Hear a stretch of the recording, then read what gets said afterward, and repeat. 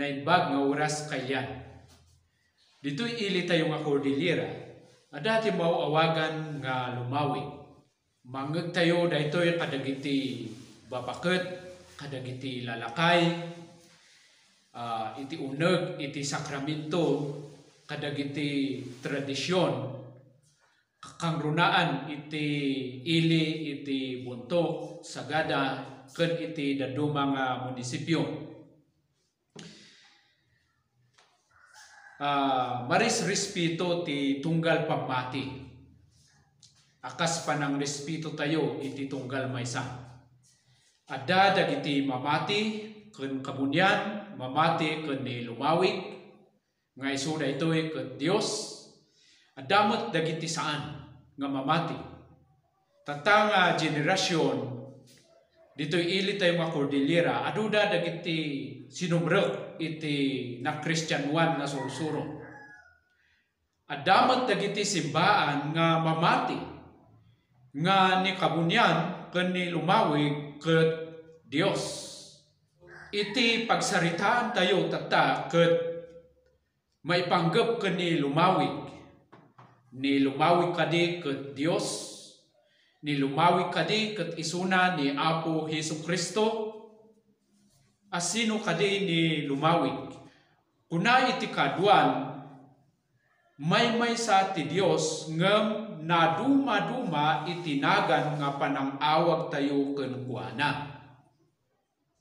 Iti salutso agpayso kadi dayta. So irugi tayo asino ni lumawig kadagiti mamati ken kuana. Babaen iti research ken iti personal nga interview kadagiti lalakay ken babaket. Ken iti naindakelan nga naamuan maipanggep ken ni lumawig ken ni kabunyan. Si lumawig ket anak ni kabunyan ken mauawagan nga Dios. Adda dagiti resource person tayo ngem saan ko inpakada no mabalin nga banggitek uno ibagak dagiti nagnaganda. Kadagiti amin nga resource person tayo ken dagiti iti research ket nagduduma nga version iti panakaamo ken may bagada may panggap ken ni lumawig ken kabunyan. So inala tayo dagiti nagpapadaan dagiti inbagada. Binmaba ni lumawig ket napan ije buntok. Ket inasawa na ti balasang ti tagabuntok. Sana sinurwan ti tagabuntok nga agaramid kadagiti jar, agaramid kadagiti banga, babaon iti pitak. Iti inbagamot ti maysa nga source tayo. Nilumawig ket isuna ti namarswa, nilumawig ket manakigayeng, nilumawig ket maysa nga manursuro kadagiti tagabuntok.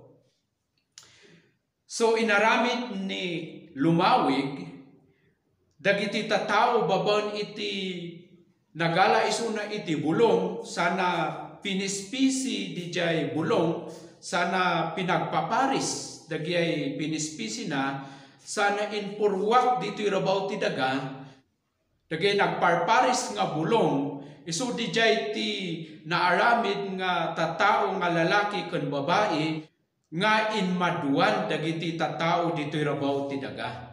Ken nilumawig ket isuna iti savior or mangisalakan dagiti taga buntok. Daytoy ket mangisalakan iti konteksto babaon iti tribal conflict.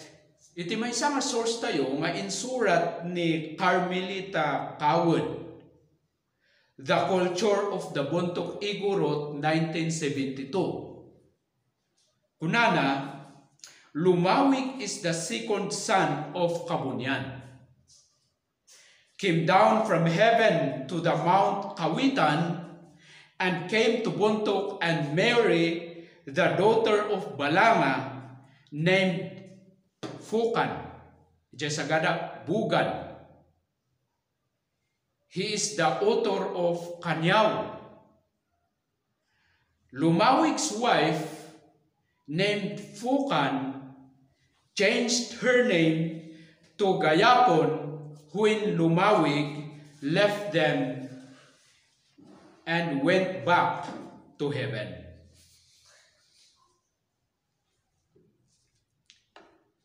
So ada dagiti nagdudumaan ti version. Ngem ada dagiti similarities da.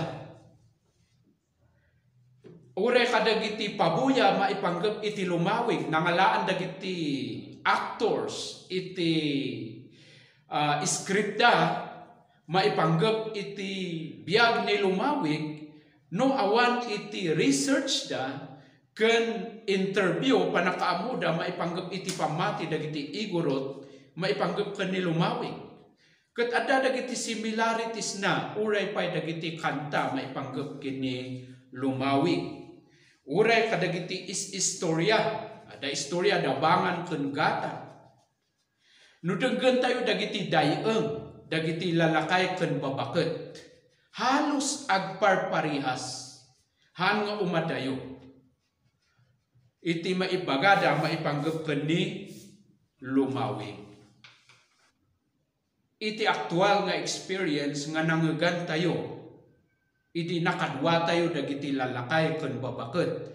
Iti uneg ti tradisyon ken iti sakramentuda iti tradisyon. Ni Lumawig ket maysa nga mabigbigbig nga manakabalin ken Dios nga isuti mangited iti bendisyon.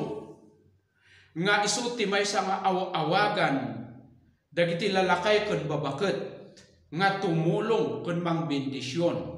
Pamilya, kadagiti mula, kadagiti taraken. Nga mainanayon kadagiti tradisyon ken kadagiti espiritu dagiti inmun una nga aapo nga nalpasen nga natay. So sino nga rod ni Lumawig? Babaan kadagitoy nadumadu mga version.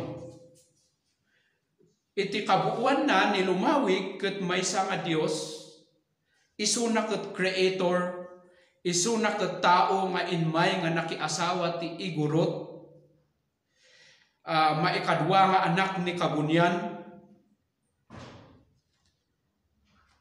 nagapu ijay langit nga inmay ditoy daga ken nagsublimot lang ijay langit. Daydayawon dagiti sumursurot iti sakramento ti tradisyon. Sinumat ni Hesukristo iti Biblia na isurat iti sao ti Dios nga ni Hesukristo maysa nga namarswa awan ti naparswa ditoy lubong nga saan nga babaen ken kuana ken para ken kuana.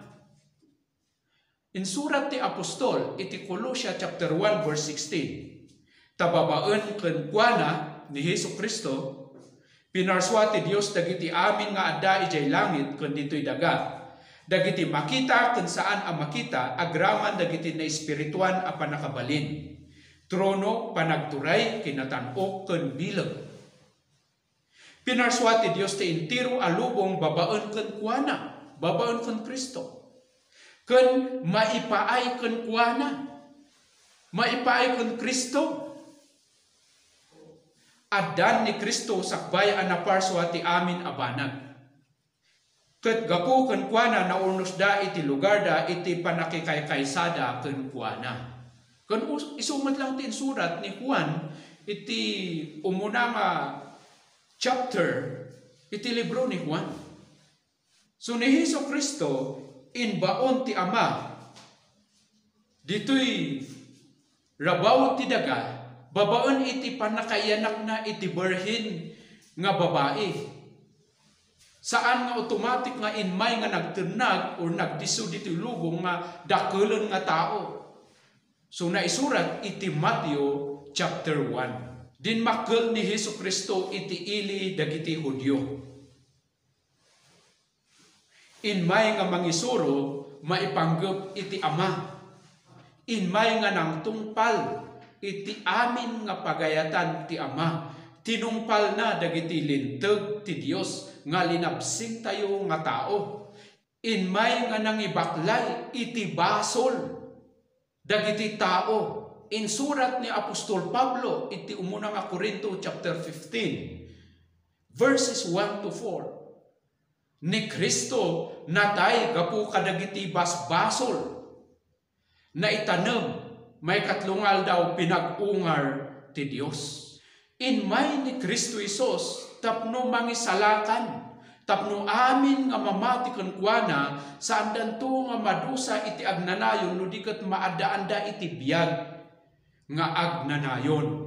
Isu ti inbaga ni Juan iti Juan chapter 3 verse 16 hanggang ti verse 18. Nga inmay nga mangisalakan kadagiti amin nga mamati ken kuana.